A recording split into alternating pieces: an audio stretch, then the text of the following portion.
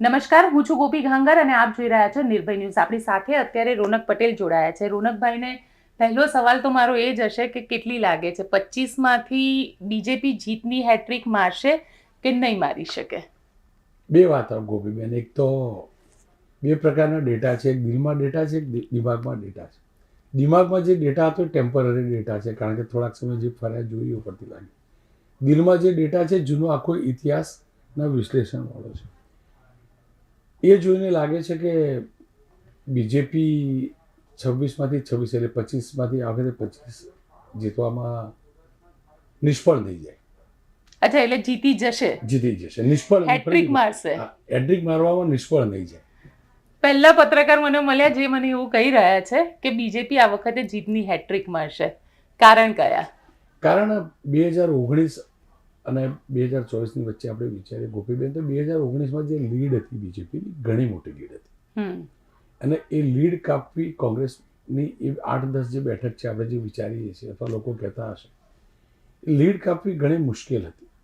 અને કદાચ વોટિંગમાં એટલું બધું થયું નથી. આ સંજોગોમાં લીડ 1 લાખ, 1.5 લાખ, 2 લાખ, 2.5 લાખની લીડ કાપવી નાની વસ્તુ નથી ગોપીબેન. પ્લસ પ્રધાનમંત્રી મોદીનો ચહેરો 19માં પણ ચાલ્યો હતો અને 24માં પણ ચાલ્યો, આપણે જોયું. એટલે એ ફેસ હતો, સાથે લીડ પણ હતી. એ લીડ કાપવામાં કોંગ્રેસને ચોક્કસથી મુશ્કેલી પડશે. એટલે લાગે છે કે એટલીક મળી જશે એમને. અચ્છા, તમને નથી લાગતું કે આ વખતે જે ક્ષત્રિય આંદોલન થયું એ પણ એક મુદ્દો હતો? એન્ટી ઇન્કમ્બન્સી જેને કહી શકાય, એ સૌથી વધારે ગ્રાઉન્ડ ઉપર દેખાતી હતી. જો ક્ષત્રિય આંદોલન મુદ્દો હતો જ, એમાં કોઈ બેમત નથી. અને 1-2 પોકેટમાં કે 1-2 લોકસભા ક્ષેત્રમાં તમામ બેઠકો પર હતું. પરંતુ ક્ષત્રિય જે વોટ્સ છે એ કોઈ પણ બેઠક ઉપર ડિસાઇડિંગ નહોતા. એક જામનગર કદાચ વિચારી શકાય, એ સિવાય ડિસાઇડિંગ નહોતા. કે એ એટલા નહોતા કે જે પેલો જે ડિફરન્સ હતો એના ક્રોસ કરી શકાય. સેકન્ડ થિંગ, એ જે પણ આપણે વિચારતા હતા એનું જો વિધાનસભા વાઇઝ વિશ્લેષણ કરીએ એક લોકસભાનું, તો ત્યાં એ પોકેટ્સમાં એટલું બધું વોટિંગ નથી ક્ષત્રિયોનું કે જેના કારણે 100% આપણે ગણી પણ લઈએ કે બીજેપીથી વિરુદ્ધ વોટ આપ્યા હશે. તો એના કારણે ત્યાં ઉલટફેર થાય. એ હકીકત છે કે બીજેપીને બધા ક્ષત્રિયો વોટ આપવા માગતા નહોતા. બધાનો મતલબ 100% નથી કહેતો કે મોટાભાગના નહોતા આપવા માગતા, કારણ કે હર્ટ થયા હતા. પણ અનેક ક્ષત્રિયો કદાચ મતદાનથી અળગા પણ રહ્યા. એટલે જે ડબલ ડિફરન્સ પડવો જોતો હતો કે બીજેપીના ગયા, કોંગ્રેસના મળ્યા, એ કદાચ ન થયું. અને ન થયું એટલે એ ડિફરન્સ ક્રોસ હું નથી માનતો થાય. રહી વાત એન્ટી ઇન્કમ્બન્સીની, તો નરેન્દ્ર મોદીના નામ સાથે નરેન્દ્ર મોદી પ્રધાનમંત્રી હોય એના માટે તો કોઈ એન્ટી ઇન્કમ્બન્સી ગુજરાતમાં કમસે કમ મને તો જોવા નહીં મળે. આપણે કોઈને પણ પૂછ્યું, ઇવન ક્ષત્રિય સમાજના પણ જેટલા પણ લોકો હતા એ પણ તો આ જ કહેતા હતા નરેન્દ્ર મોદીજી એમને કોઈ તકલીફ જ નથી. એટલે કેન્દ્રની મોદી સરકાર, હું ફરીથી કહું છું, બીજા મિનિસ્ટર સાંસદની વાત નથી કરતો, બીજેપીના સાંસદ ઉમેદવારની વાત નથી કરતો, કેન્દ્રની મોદી સરકાર સામે મને નથી લાગતું કે એન્ટી ઇન્કમ્બન્સી હતી. અને આવું જ આપણે ગોપીબેન તમને યાદ કરાવો, વિધાનસભાની છેલ્લી 2012ની ચૂંટણી લડ્યા અને નરેન્દ્રભાઈનો આ શબ્દ પણ પહેલીવાર પ્રો ઇન્કમ્બન્સી શબ્દ લઈ આવેલા નરેન્દ્રભાઈ. એ વખતે પણ આપણને એવું લાગતું હતું 2002, 2007, હવે 2012 આવી, પણ એ વખતે પણ એવું નહોતું થયું. એટલે બેઝિકલી નરેન્દ્રભાઈનું નામ, નરેન્દ્રભાઈનો ફેસ એ રમેશ ગુજરાતમાં તો લોકપ્રિય રહેલો જ છે. તમે કહી રહ્યા છો કે નરેન્દ્રભાઈનું નામ અને ફેસ એ લોકપ્રિય હતું, પણ પહેલીવાર ગુજરાતના લોકસભાની ચૂંટણીની અંદર તમારું શું માનવું છે કે કોંગ્રેસે ખરેખર એક ટફ ફાઇટ આપી? કે કોંગ્રેસ જે અત્યાર સુધી, કારણ કે ઇલેક્શન અનાઉન્સ થયા પહેલાં કોંગ્રેસ જે મરેલી દેખાતી હતી, એમાં એક સજીવન થઈને નવી કોંગ્રેસ સામે આવી, જબરજસ્ત રીતે લડી. કમસે કમ 8 બેઠક એવી છે ગોપીબેન કે લોકો અત્યાર સુધી, ગઈ વખત 2019માં 26માંથી 26 બેઠક લડવા ખાતર લડેલા. કે 14માં જબરજસ્ત સરકાર બનેલી, પછી સર્જિકલ સ્ટ્રાઇક થયેલી 19ની ચૂંટણી પહેલાં, લડવા ખાતર લડેલા. પરંતુ આ વખતે 8 બેઠક, કમસે કમ 8 બેઠક તમને એવું દેખાય કે નહીં, એ લોકો જીતવા લડે.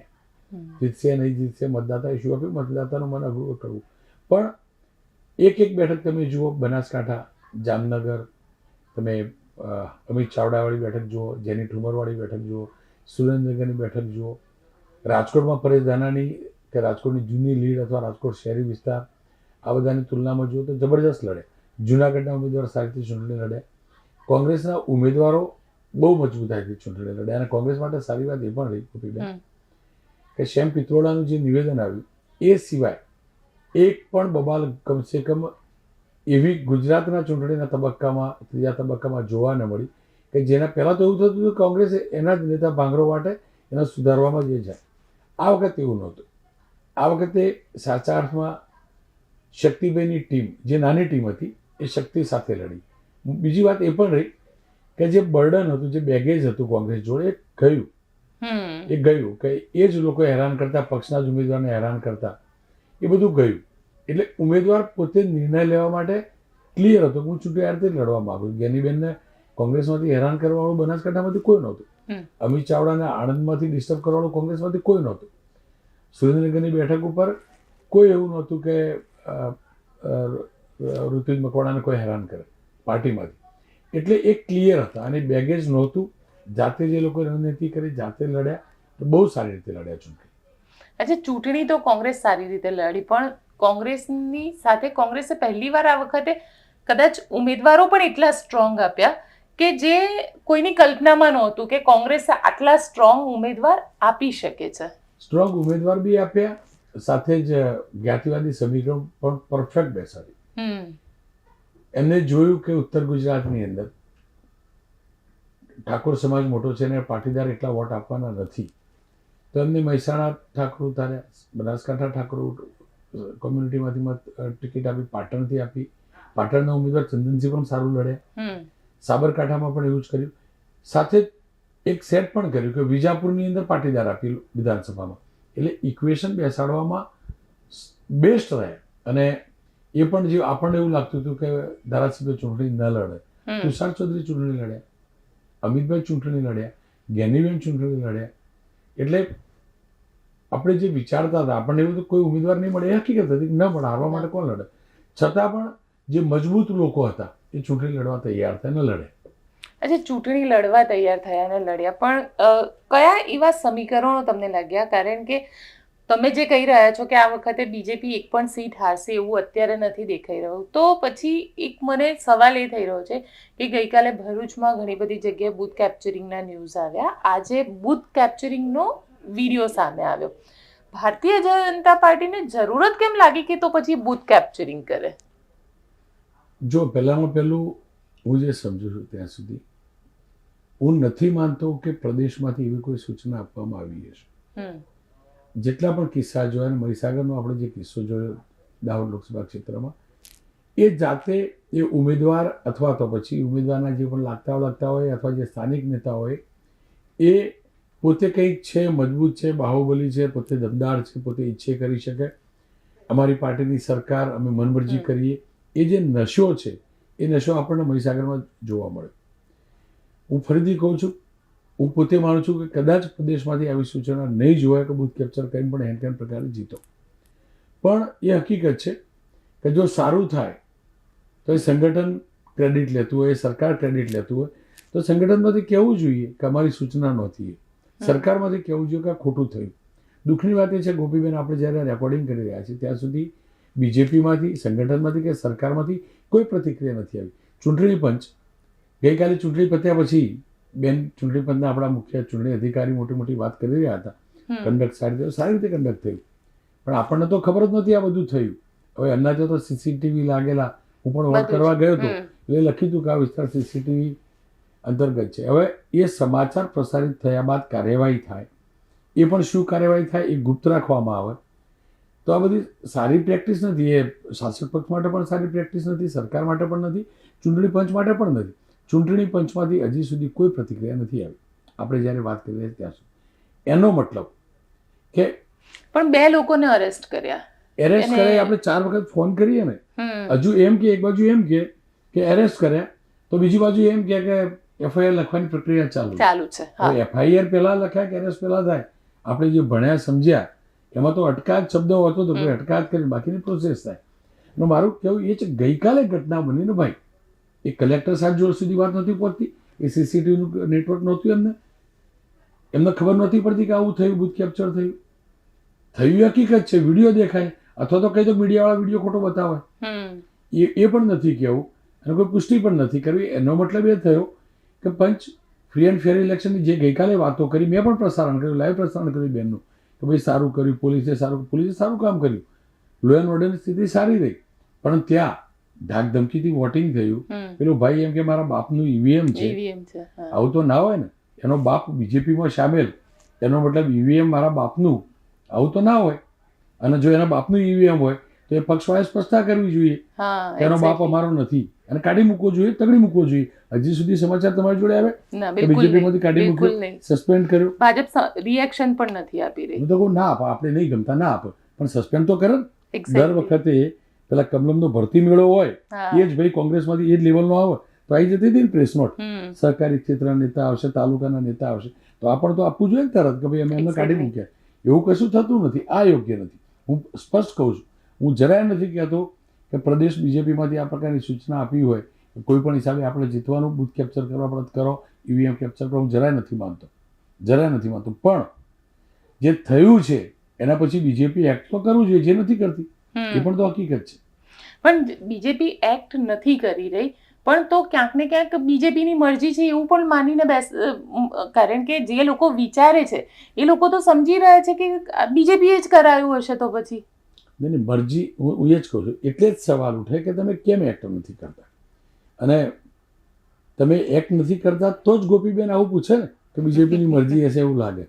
હું જાણું છું, હું સમજુ છું, એટલે કહું છું કે એ ન કહ્યું હોય એ સૂચના આપણને એમને જરૂર જ ના પડે, એ સૂચના આપણને એમને જરૂર જ ના પડે, બરાબર. છતાં પણ આ થવી હકીકત છે, અને બીજેપીનો નેતા જ હતો એ પણ હકીકત છે. દુનિયાભરના વિડીયો, દુનિયાભરના ફોટા. હું એટલે જ કહું છું કે ભાઈ તમે પાક સાપ છો જ, પવિત્ર પાર્ટી છો, પણ એ પવિત્રતા તમારી છે, એનો પત્ર તો મોકલો અમને કે ભાઈ અમે આને સસ્પેન્ડ કર્યો. અમને ના મોકલો તો કે સસ્પેન્ડ તો કરો. એ નથી કરતા એટલે આગળ એમની સામે થાય. અચ્છા, પણ રોનકભાઈ તમે તો કહી દીધું છે કે ભાઈ એક પણ સીટ જીતતી નથી ઓવરઓલ, કારણ કે જે રીતે ગેનીબેન લડ્યા, સામે સાબરકાંઠાની અંદર પણ જે રીતે તુષારભાઈ લડ્યા, આ બાજુ ક્ષત્રિય આંદોલન અને વોટિંગ પર્સન્ટેજમાં આણંદની સીટ જોઈએ તો આણંદની સીટ ઉપર પણ એવું કહેવાય છે કે અમિત ચાવડાની જીત નક્કી છે. સામે ચૈતર વસાવાની વાત કરું, ઇન્ડિયા અલાયન્સના કેન્ડિડેટ, તો તમને લાગે છે કે કેન્ડિડેટ ઇન્ડિવિજ્યુઅલી અદ્ભુત લડ્યા, party as a party Congress પહેલીવાર મને જે ફિલિંગ આવી એ હતી કે કમસે કમ લડી તો રહી છે. પહેલા તો આપણે એવું જ માનતા હતા કે કોંગ્રેસ નથી જ લડી રહી. કેન્ડિડેટ અદ્ભુત લડે, સંગઠન સ્વાભાવિક રીતે હતું નહીં, સંગઠનના લોકો બીજેપીમાં ચાલ્યા ગયેલા હતા, એટલે એક ભાર નહોતો પણ સાથ પણ નહોતો, સાથી ઓછા હતા. એ પ્રમાણમાં ઉમેદવાર સારું લડ્યા.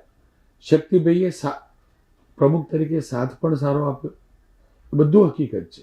અને એટલે જ હું ફરીથી કહું છું બેન, એટલે તો આપણે ચર્ચા કરી છે ને 25માંથી 25 હેટ્રિક થશે, 19માં વખતે ચર્ચા કરી હતી, ક્લિયર હતું કે ના ભાઈ ક્લિયર જ છે, 26માંથી 26.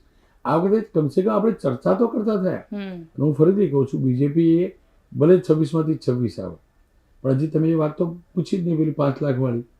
5 લાખની લીડ, પણ કારણ કે એ તો હવે બીજેપી એ વાત તો ભૂલી જ ગઈ છે. જો હું તમને પૂછી લઉં, તમને કેટલી બેઠક ઉપર 5 લાખ લાગે? એક પણ નહીં. એટલે 2 બેઠક અમિત શાહ અને CR પાટીલ, કે જેમાં મને ખરેખર તમને શું લાગે છે કોમ્પિટિશનમાં કોણ આગળ હશે, CR પાટીલ કે અમિત શાહ? અમિતભાઈ શાહ હશે, એટલા માટે કે CR પાટીલના વિસ્તારની અંદર સુરતની નેગેટિવ ઇમ્પેક્ટ આવી નવસારીમાં. એ બે રીતે આવી. એક તો લોકોને ગમ્યું નથી, કમળ એમનેમ ખીલી જાય કોઈને ના ગમે, બીજ તો હોવું જોઈએ, પ્લાન્ટ કંઈક હોય એમનેમ જ ખીલી જાય એ કોઈને ના ગમે, એમ ન ગમ્યું. બીજેપીના લોકોને પણ નહીં ગમ્યું હોય, પણ એનાથી પણ વિશેષ કેમ કે નવસારી લોકસભાનો મોટાભાગનો વિસ્તાર સુરતમાં આવે. લોકોમાં એવું થઈ ગયું કે સુરત પૂરું થઈ ગયું, સુરતનું મતદાન પતી ગયું.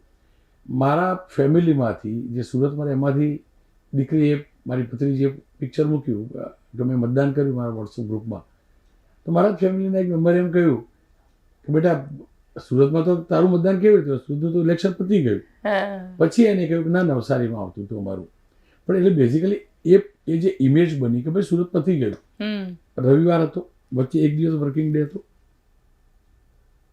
સોમવારનો વર્કિંગ ડે હતો, મંગળવારે રજા હતી, મોટા ભાગના લોકો અમરેલી ભાવનગર રહે, એ બધા અમરેલી ભાવનગર રવાના થયા, એની જોડે સુરતના લોકો પણ રવાના થઈ ગયા. એટલે મેં પહેલી વાર જોયું કે CR પાટીલે છેલ્લા 3 દિવસમાં પ્રચાર કર્યો. સ્કૂટર રેલી થઈ, બાઇક રેલી થઈ, અલગ અલગ વિધાનસભા ક્ષેત્રમાંથી, હરસંઘવીના વિધાનસભા ક્ષેત્રમાંથી, સંગીતા પાટીલના ક્ષેત્ર, એટલા માટે નહીં કે અમને વોટ આપો, એટલા માટેથી મતદાન થવાનું છે. એટલે કે જે કન્ફ્યુઝિંગ માહોલ હતો એક એ પણ કારણભૂત રહ્યું. બીજું, અમિતભાઈએ અને અમિતભાઈના જેટલા પણ લોકો હતા અહીંયા, એમને જબરજસ્ત મહેનત કરી, જબરજસ્ત. પ્રભારી સહપ્રભારી જેટલા પણ હતા લોકસભાના, એ હર્ષદભાઈ હોય કે મહેક નાયક હોય, આ બધા દિલથી મહેનત કરી. ક્લિયર તો હતું જીતવાના જ છે, પણ એક ગોલ હતો કે ક્યારે ન મેળવી એવી લીડથી જીતવું. એટલે એ લોકો પ્લાનિંગ કર્યું, મહેનત કરી. પ્લસ આપણે તમામ લોકો ગોપીબેન જાણીએ કે અમિતભાઈ છેલ્લા 5 વર્ષમાં ગૃહમંત્રી હોવા છતાં પણ એમના વિસ્તારમાં રેગ્યુલર આવતા હતા, નાનામાં નાની વાતમાં સંપર્કમાં રહેતા હતા. કલોલમાં બીમારી ફેલાય તો પણ એમનો ફોન જાય, કોઈ જગ્યાએ તળાવ ઉભરાય તો પણ એમના કાર્યરત ફોન જાય. એટલે એક્ટિવ સાંસદ તો હતા જ. CR પાટીલ પણ હતા, એમાં કોઈ બીમારી, પણ અહીંયા ગાંધીનગરમાં કોઈ એક્ટિવ સાંસદ જોયા જ નહોતા. અડવાણી જીત્યા તો આટલું સમય નહોતા આપી શકતા. એટલે અમિતભાઈ શાહ, હું એટલે કહું છું કે એમનું નેટવર્ક સારું હતું, પ્રયાસ સારો હતો, મહેનત સારી થઈ, બધું થયું. સામે ઉમેદવારમાં કશું હતું નહીં. સુંદરબેન, મેં તો વિઝ્યુઅલ પણ નથી જોયા, રિઝલ્ટ આવશે દિવસ વિઝ્યુઅલ શોધવા પડશે. એટલે એવું પડતી લાગે કે એ કોમ્પિટિશનમાં અમિતભાઈ આગળ નીકળશે. અચ્છા, અમિતભાઈ આગળ નીકળશે, પણ સાથે જે અન્ય ઉમેદવાર છે, જેમ કે વલસાડની સીટની વાત કરું તો અનંત પટેલ, હવે હું ઇન્ડિવિજ્યુઅલ સીટ ઉપર જઈ રહી છું, અનંત પટેલ વર્સિસ ધવલ પટેલ. તમને શું લાગી રહ્યું છે? કારણ કે ધવલ પટેલ કરતાં પણ મને ત્યાં આગળ એ સીટ ઉપર CR પાટીલ ઉપર કોન્ફિડન્સ વધારે હતો કે CR પાટીલના દક્ષિણ ગુજરાતની જે માટે સીટ હારવા નહીં દે. તમને શું લાગે છે? જો એનાથી આગળ કહું, વલસાડ સીટ બીજેપી ક્યારે હારવા ન દે એનું એક બીજું એટલે સંજોગ કહું. આખા દેશની લોકસભામાં એકમાત્ર વલસાડ લોકસભા બેઠક એવી છે કે એના સાંસદ ક્યારેય વિપક્ષમાં બેઠા નથી. જ્યારથી વલસાડ અસ્તિત્વમાં આવ્યું ત્યારથી એના સાંસદ ઓલવેઝ શાસક પક્ષમાં ગયેલા. એનો મતલબ વલસાડમાં જે પાર્ટી જીતે એ પાર્ટીની સરકાર બને. એટલે વલસાડને આ સંજોગ સતત બનતો આવેલો સંજોગ છે. એટલે વલસાડ બીજેપી ક્યારેય હારે નહીં.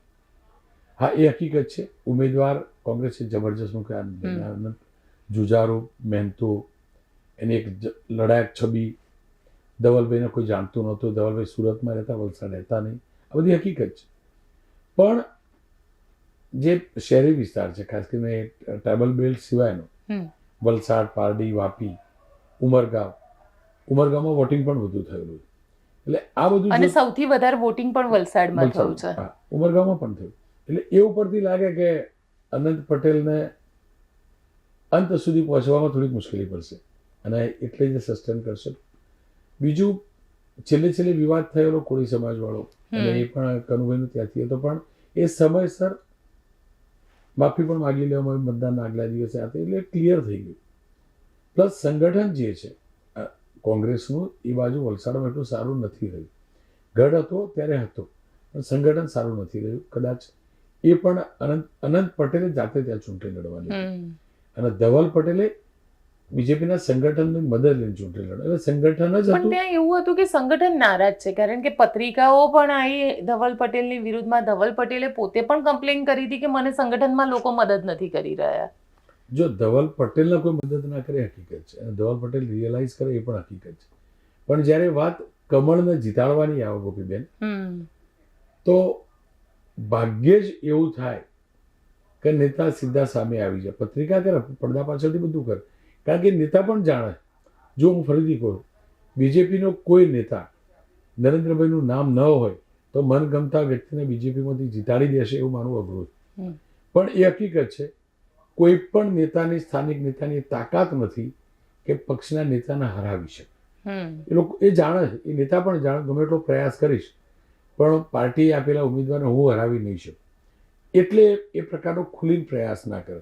અને ખબર જ છે હું શું કરીશું, એમ કહીશ મત કોંગ્રેસને આપવા જોઈએ, વાત ન પહોંચે, વાત પહોંચે એક્ટ પણ થાય. અને 500 5,000 મત ન એના કહેવાથી ન પણ પડે તો પેલો કેન્ડિડેટ હારવાનો ન હોય એટલે એવું ન કરે અને એટલે જ એ બેઠક જીતી જાય અને એટલે જ આપણને એવું લાગે કે વલસાડમાં વાંધો નહીં આવે.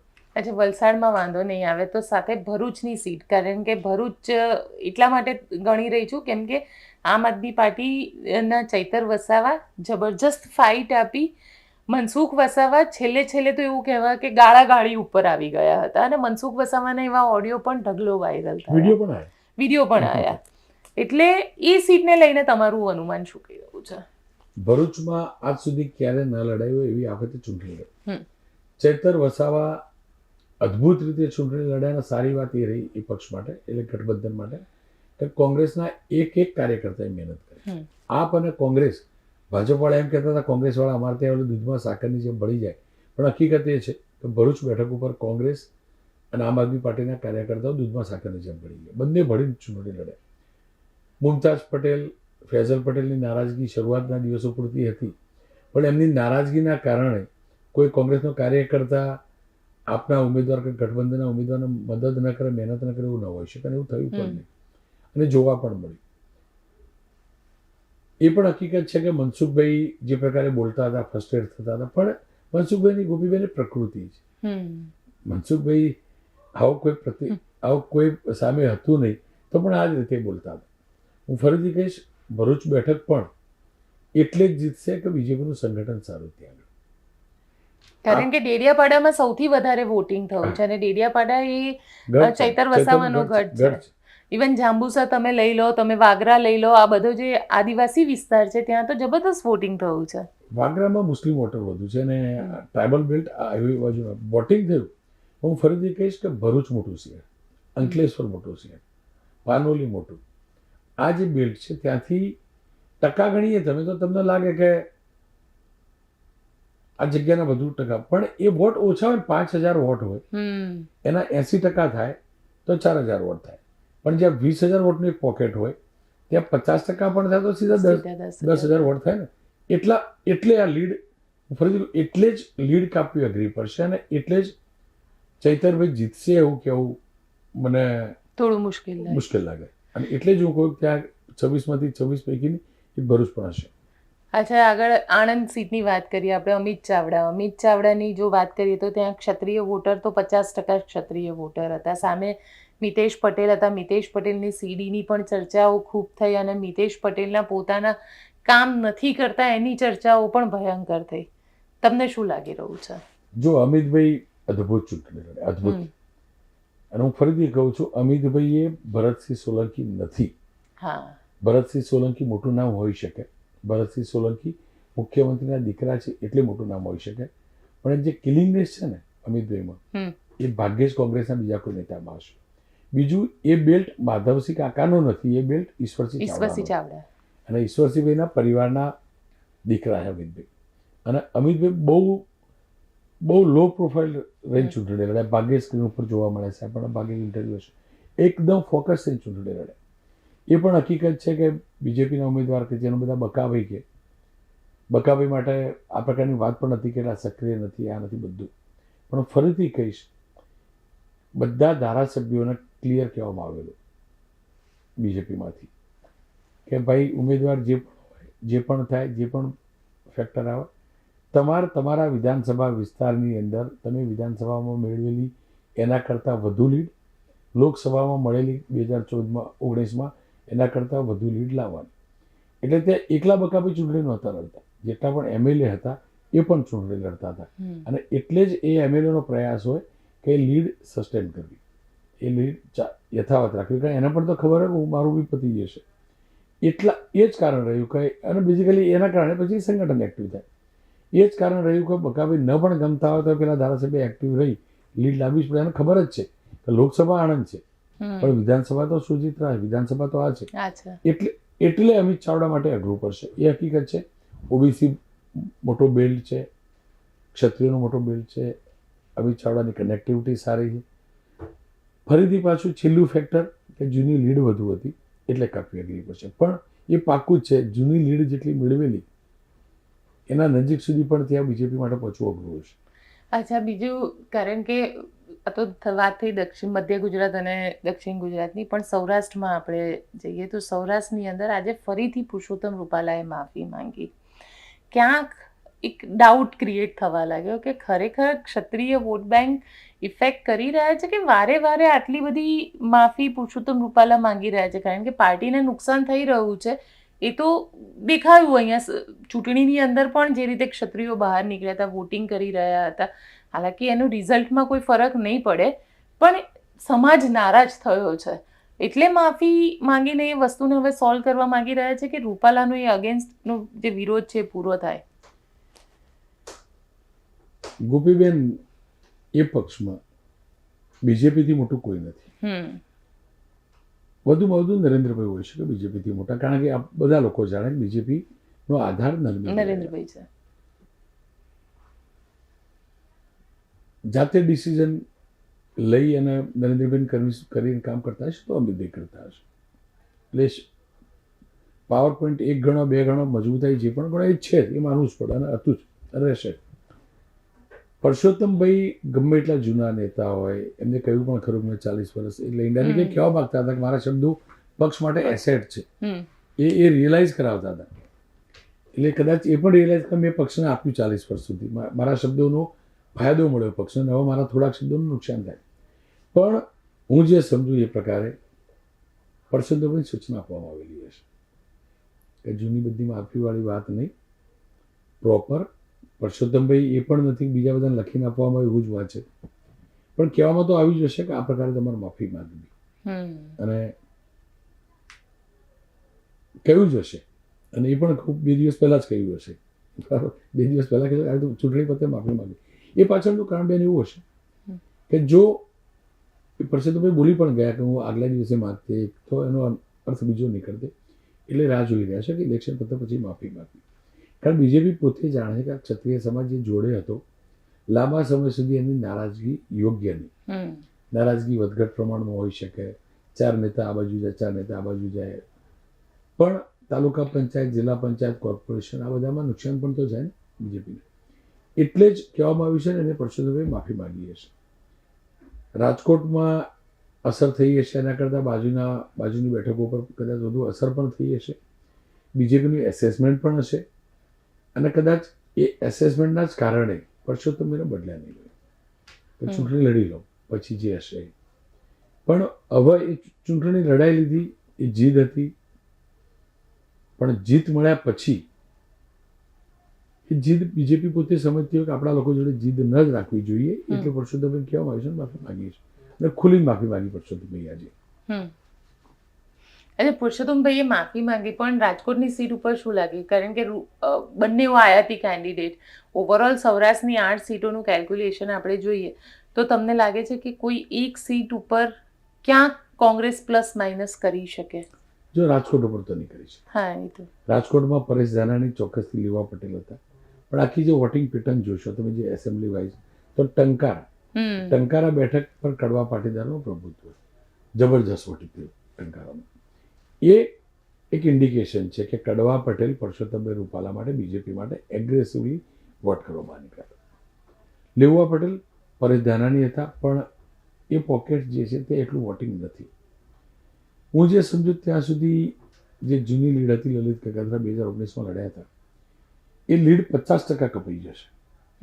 50% કપાઈ જશે, એટલે 1-1.5 લાખ વધુમાં વધુ, પણ જીતવું અઘરું હશે બીજેપી કોંગ્રેસ માટે ત્યાંથી. અચ્છા, કોંગ્રેસ માટે જીતવું અઘરું હશે, પણ સાથે સાથે જો ચર્ચા કરીએ આપણે તો તમને એવું લાગી રહ્યું છે કે આ બધાની વચ્ચે, કારણ કે સૌરાષ્ટ્રની 8 સીટોનો જે ગઢ છે, એ 8 સીટોના ગઢમાં ક્યાંય પણ કોંગ્રેસ ભલે પોતે જીતી નથી શકતી, પણ એ પોતાનું જે પરફોર્મન્સ છે એને ઇમ્પ્રુવમેન્ટ ઉપર લઈ જઈ રહી છે. કારણ કે ત્યાં આગળ એપી સેન્ટર બી એ હતું ક્ષત્રિયનું, કોળી વોટ બેંક પણ એટલી જ ઇફેક્ટિવ રહી હતી, અને એમાં કનુ દેસાઈનું સ્ટેટમેન્ટ, આ બધી જ વસ્તુ ક્યાંક એક કોંગ્રેસને સૌરાષ્ટ્રમાં ફેવર કરી ગઈ, કોંગ્રેસને ક્યાંક ફેવર કરતી હોય. જો સૌરાષ્ટ્રની વાત કરીએ તો સ્વાભાવિક રીતે જ સુરેન્દ્રનગર ઉપર ઘણું સારું પરફોર્મન્સ રહેશે, જુનાગઢમાં જબરદસ્ત પરફોર્મન્સ રહેશે, એમાં કોઈ બેમત નથી.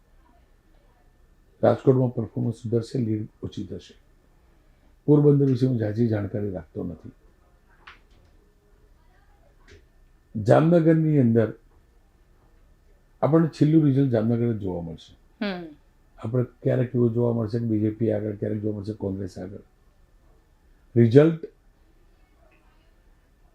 કેમ કે હું પહેલાં કહી ચૂક્યો 26માંથી 26 બીજેપી લાવશે, એટલે હું એમ ન કહું જામનગર બીજેપી હારશે. પણ ડાઉટફુલ બેઠક મૂકવી હોય સૌરાષ્ટ્રની તો જામનગર મૂકી શકાય. એટલા માટે કે પૂનમબેન જે કોમ્યુનિટીમાંથી આવે છે એ કોમ્યુનિટીનો જે વિસ્તાર છે ખંભાળીએ, ત્યાં જાજુ વોટિંગ થયું નથી. સથવારા સમાજના પણ ત્યાં વોટ છે, ત્યાં પણ વોટિંગ થયું નથી. આ સંજોગોમાં લેઉવા પટેલ, જે નરેશભાઈ તમને યાદ હોય તો પહેલા કોંગ્રેસે લેઉવા પટેલને ઉમેદવાર આપે બદલ આભાર માનેલો બી હતો. એ બધું જોઈ, ક્ષત્રિયોની નારાજગી જોઈ, ક્ષત્રિયોની સંખ્યા પણ વધુ, મતદાતા વધુ. એટલે જામનગર જે હશે એમાં સૌથી વધુ સ્થિતિનો લાભ કોંગ્રેસના જામનગરમાં મળશે. એટલે સૌથી વધુ સારું કરશે સૌરાષ્ટ્રમાં તો જામનગરમાં કરશે. અને એક કારણ કે છેલ્લા ઘણા વખતથી એક ચર્ચા ભયંકર થઈ, એમાં પણ સાબરકાંઠા અને વડોદરાની જે સીટ ચેન્જ કરી એના પછી કે ભારતીય જનતા પાર્ટીમાં અંદર જબરજસ્ત બબાલ ચાલી રહી છે અને એ ઇલેક્શનમાં દરેક નેતાને ઉડીને આંખે પણ વળગતી હતી. આને લઈને શું કહેવું છે? ગોપીબેન, અમે નાના હતા ને એટલે પહેલી સીટ મહેસાણાથી મળેલી બીજેપીને, અને ઈટ હોય એમાંથી તોડી એટલે દેખાડો કે દેખાડાથી રોડ ઉપર નાના બાળકો કમળ દોડતા, નીચે લખતા કમળ એટલે કમળ, બીજું બધું રમણ ભમણ. કોઈ રિક્ષા નીકળે એટલે પાછું ભૂસાઈ જાય, દોડેલું કમળ રમણ ભમણ થાય, પાછા ફરીથી લખતા. અને સ્થિતિ હતી. એ હકીકત છે કે આ પ્રકારે પહેલી વાર થયું કે આવી ઉમેદવાર બદલાયો. બરોડાની અંદર કેમ કે અર્બન વિસ્તાર છે ને એ જે પણ નેતા નારાજ થયા છે બધા જાણતા હતા કે જો વધુ અવાજ કરીશું તો અમારો અવાજનું કશું થવાનું નથી. એટલે ત્યાં શાંત થઈ ગયા. અને બરોડામાં માટે પહેલી વખત નથી, 12 પહેલી વાર આવ્યું, પણ એ એકબીજા જોડેનું ગ્રુપિઝમ, પેલો પેલી બાજુ પહેલેથી હતું. પણ વાઘોડિયાની પેટા ચૂંટણી જે જોડે થઈ એમાં ધર્મેન્દ્રસિંહ વાઘેલા જે છે મજબૂત વ્યક્તિ, સૌથી વધુ વોટિંગ પણ ત્યાં. એના કારણે એક વાઘોડિયા કેમ ગ્રામ્ય વિસ્તાર પર હતો, એક મજબૂતાઈ પણ મળી ગઈ. એક જ અપક્ષ હતા, એ પણ એમાં જોડાઈ ગયા. રાજેન્દ્ર ત્રિવેદી એટલા સક્રિય નથી. આ સંજોગોમાં બરોડામાં જાજી તકલીફ એમને નહોતી પડવાની. એ વખતે ચોક્કસ બરોડાના લોકો જાણે નરેન્દ્રભાઈ ત્યાંથી ચૂંટણી લડેલા હતા, જ્યોતિબેન ખુલીને બોલ્યા. પણ એના પછી એ વાત દબાઈ ગઈ. રગડા ઝઘડા હશે, આજે પણ હશે, પણ એ મનભેદ બહાર દેખાશે નહીં, આપણને મતભેદ બી બહાર નહીં દેખાય. સાબરકાંઠામાં ચોક્કસથી દેખાય. પણ હું જે સમજુ એ પ્રકારે હર્ષ સંઘવી વિસ્તારમાં બહુ પ્રવાસ કર્યો. એ ઠાકોર સમાજના નેતાઓને પણ મળ્યા, ભીખુસિંહને પણ મળ્યા, બીજા બધા લોકોને પણ મળ્યા. અને ગૃહમંત્રી મળતા હોય, સમજાવતા હોય, કહેતા હોય, અને એ ગૃહમંત્રી કે જે પ્રદેશ અધ્યક્ષનો મેસેજ લઈને પણ જતા હોય, એ ગૃહમંત્રી બધા લોકો જાણતા હોય કે એની જોડે જે મેસેજ હાઈકમાન્ડથી મેસેજ પણ આવેલો હોય. કદાચ એ કારણ છે કે ન ગમવા છતાં, એ હકીકત છે કે ન જ ગમ્યું હોય, કારણ કે કોંગ્રેસમાંથી આવેલા વ્યક્તિ એના પણ એની ધર્મપત્ની જે શિક્ષિકાઓને ટિકિટ આપે તો ન ગમ્યું હોય. પણ એ બધું હોવા છતાં પણ પાર્ટી વિરોધી કામ નહીં કર્યું કોઈ. ઇન્ડિવિજ્યુઅલ બની શકે કે નહીં ગમ્યું, એ લોકો બીજેપી વોટ નહીં આપ્યો હોય, એ સાયલેન્ટ થઈ ગયા, ટિકિટ કપાયેલા વ્યક્તિના પરિવારના લોકોએ કદાચ નહીં આપ્યો હોય, કારણ કે કોઈ જોવા ન જવાનું હોય. પણ કોઈને એવું કહેવા નહીં કે આ બીજેપીને હરાવજો, કારણ કે ખબર છે કે એના હરાવજો મતલબ આપણી રાજનીતિમાંથી બીજેપીની રાજનીતિમાંથી બાદ બાકી. એટલે કદાચ ત્યાં આગળ ઝાઝી તકલીફ બીજેપી નહીં પડે. તુષાર ચૌધરી લો પ્રોફાઇલ વ્યક્તિત્વ છે, પણ એ નસીબનો બળિયો પણ છે, અને આખો જૂનો ઇતિહાસ જોવાતો હોય તુષાર ચૌધરીનો. રાજનીતિમાં પ્રવેશવાથી લઈ સાંસદ બનવું, પછી પાછી વિધાનસભા, પછી સાંસદ તરીકે હારવું, કોઈ વિચાર્યું પણ ના હોય, અને ખેડબ્રહ્મા ટિકિટ મળે, અને ખેડબ્રહ્મા બીજેપીમાં જ ઇન્ટરનલ ઇસ્યુ હોય, એના કારણે બીજેપીના હાથમાંથી બેઠક જાય. 17 આવી, એ પૈકીને તુષાર ચૌધરીએ ફરીથી પાછું ખેડબ્રહ્મા.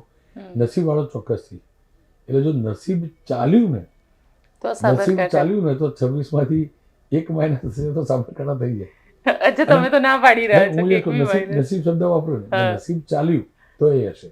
અને મારું ગણિત ખોટું પડ્યું ને હા, એટલે દિલવાળું ગણિત, ડેટા દિમાગવાળો ડેટા પ્રમાણે કહું તો બીજો નંબર કહો તો જામનગર હોઈ શકે. અચ્છા, જામનગર હોઈ હોઈ શકે શકે. કે જે તમને લાગશે કે ના કંઈ પણ થાય. હમ. સાબરકાંઠા હું ફરીથી કહું, સાબરકાંઠા નસીબ તુષાર ચૌધરી નસીબનો જબરજસ્ત બળ્યું હોય અને એ માનવું જ પડે કે રાજનીતિમાં નસીબનું જબરજસ્ત મહત્વ હોય. અનેક લોકો આપણે જોયા હશે, કશું નવા સીધા સાંસદ બન્યા, અનેક એવા જોયા છે, બહુ હા, મોટા એટલે ચહેરા એ હોય. તો કોંગ્રેસ માટે બી કહી શકાય કે કોંગ્રેસ નું નસીબ જ હશે કે આખી આ બધું ચૂંટણી થયું, આવી આ હતી ને આ બધું બધું થયું. આ બધું એટલે નસીબ ચાલ્યું તો તુષાર ચૌધરી સાબરકાંઠા નીકળી જાય નવાઈ નહીં. ચલો, તુષાર ચૌધરી સાબરકાંઠા. અચ્છા, તમે તો 0 જ આપી રહ્યા છો, હેટ્રિક થતી જ નથી. બીજેપી એટલે બીજેપીની હેટ્રિક થઈ જાય છે એક પણ. મારા ગણિત પ્રમાણે બીજેપી જીતી જશે. બધી. મારી સમજ પ્રમાણે હમ. અને અનુભવ પ્રમાણે જે ફરીને જોયું એ પ્રમાણે અનેક બેઠકો એવી હશે કે લીડ કપાઈ જશે. લીડ લીડ કપાશે. કપાશે. ચલો, તો આપ શું વિચારો છો કોમેન્ટ બોક્સમાં ચોક્કસથી લખજો કે રોનકભાઈ જે કહી રહ્યા છે કે આ વખતે ફરીથી ભારતીય જનતા પાર્ટી બધી જ સીટ જીતે છે, સમજ છો કે નહીં? કોમેન્ટ બોક્સમાં ચોક્કસથી જણાવજો. અમારી ચેનલ નિર્ભય ન્યૂઝને લાઇક, શેર અને સબસ્ક્રાઇબ કરવાનું ભૂલશો નહીં.